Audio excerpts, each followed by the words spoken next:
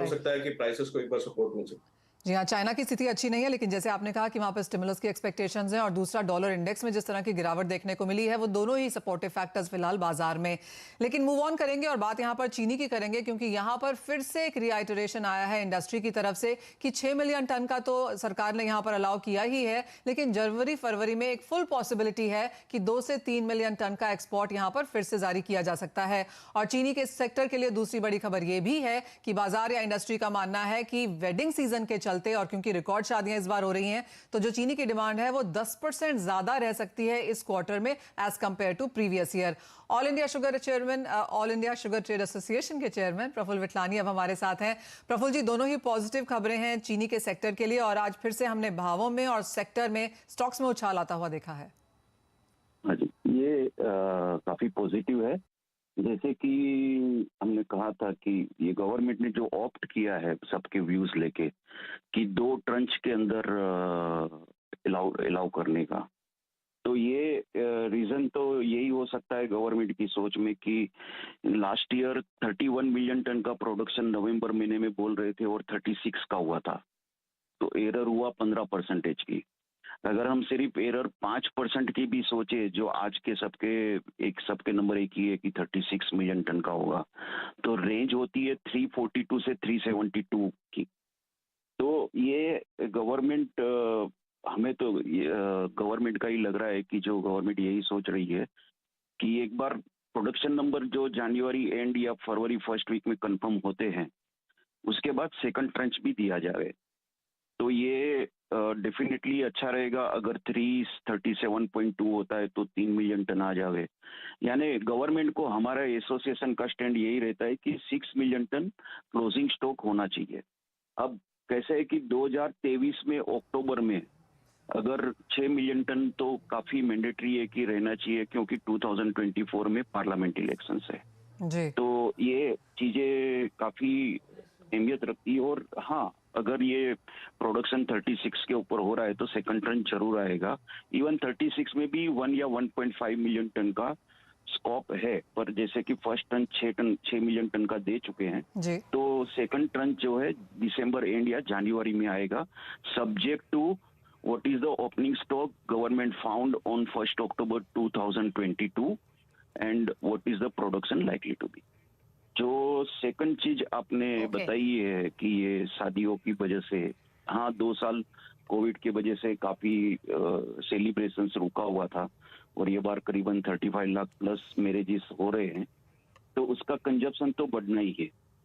तो whether it is 10% और 5% is a different thing, but yes, ये 27.4 27.5 का जो कंजप्शन हम देख रहे थे 21-22 में, हमारा अनुमान है कि 28 मिलियन टन का कंजप्शन रहेगा 2022-23 में।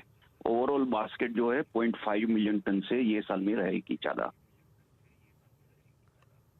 ओके, तो यानी 36 million ton plus production expected है। नंबर्स जनवरी में हमारे सामने होंगे और जो कंजम्पशन है वो 27-27.5 मिलियन टन से बढ़कर 28 मिलियन टन के आसपास रह सकता है। अगर एक्सपोर्ट्स की बात करें तो अब सेकेंड ट्रांच की तो बात सामने आएगी, लेकिन क्या कुछ एक्सपोर्ट कॉन्ट्रैक्ट्स हैं? कितनी वैल्यू के जो अब तक मिल्स ऑलरेडी साइन कर चुकी हैं, उस फ्रंट पे क्या स्टेटस है प्रफुल्ल जी? ये करीबन 4.4 से लेके 4.3 के करीबन कॉन्ट्रैक्ट हो चुके हैं। इट इज वेरी अनफॉर्चुनेट कि महाराष्ट्र की कुछ मिलों ने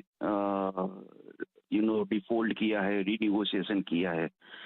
कल भी हमने गवर्नमेंट ऑफ इंडिया से मुलाकात की थी और हमने अपना कंसर्न दिया है कि 2018 में एक इंडिया से बिजनेस कम करना चाहिए, एक गुडविल ऐसी बनी थी वर्ल्ड में।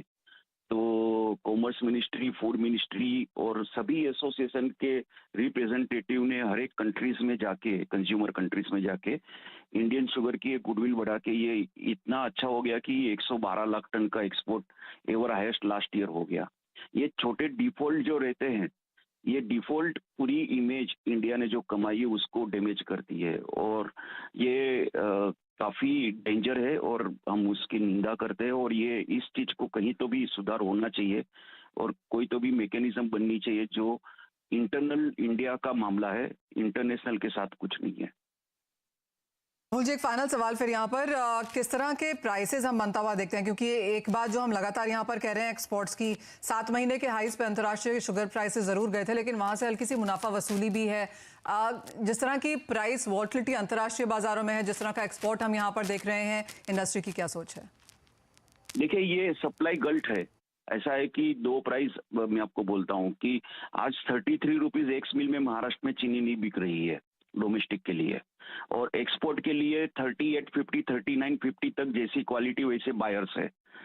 तो ये चीज कैसे है कि इंडिया में चीनी है, डोमेस्टिक की चिंता नहीं है, पर इंटरनेशनल में जो हमारे नेबर कंट्रीज है, particularly Asian countries, gulf countries, African countries, उनको फिजिकल शुगर इमीडिएटली चाहिए।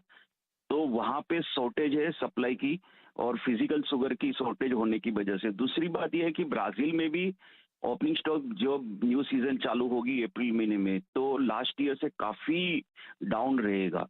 तो world is going under physical sugar shortage. तो ये एक्सपोर्ट के प्राइस कहीं पे भी प्लस माइनस हो सकते हैं। और जैसे भी ऐसे देखे कि डोमेस्टिक है, तो डोमेस्टिक तो यहाँ पे रिलीज मैकेनिज्म और एमएसपी से की गई है, पर गवर्नमेंट को ऐसा है कि 2 साल से जो कर रही है, पर्टिकुलरली कि एफआरपी बढ़ाती जा रही है, एमएसपी नहीं बढ़ाती है। तो government should now think seriously, either जो इंडिया का एक कल्चर चल रहा था 3-4 डिकेड के लिए कि साइक्लिकल कोमोडिटी से, अभी ये साइक्लिकल कोमोडिटी से बाहर निकल चुकी है। अगर फिनिश प्रोडक्ट और रॉ मटेरियल के प्राइस को अगर मैच नहीं कर सकती है, तो डेफिनेटली कहीं हम लोग साइक्लिकल तो मोड पे नहीं जा रहे ना। तो ये भी देखना पड़ेगा। तो ये जो एफआरपी है उसके सामने एमएसपी भी बढ़ानी चाहिए। ओके, व्यूज अपने देने के लिए। तो प्रोडक्शन नंबर्स, क्या एक्सपोर्ट यहाँ बढ़ते हुए देख रहे हैं, प्राइसेस का क्या ट्रेंड रहेगा, सही मुद्दों पर राय देते हुए चलिए रुक रहे हैं इसी के साथ एक ब्रेक के लिए। ब्रेक के उस पार बुलियंस पर तो फोकस करेंगे ही, साथ साथ फोकस करेंगे धनिये पर भी, जहां पर हमने लगातार एक प्रॉफिट टेकिंग के बाद तेजी आते हुए देखी है। क्या है कारण, करेंगे इस पर चर्चा एक ब्रेक के बाद।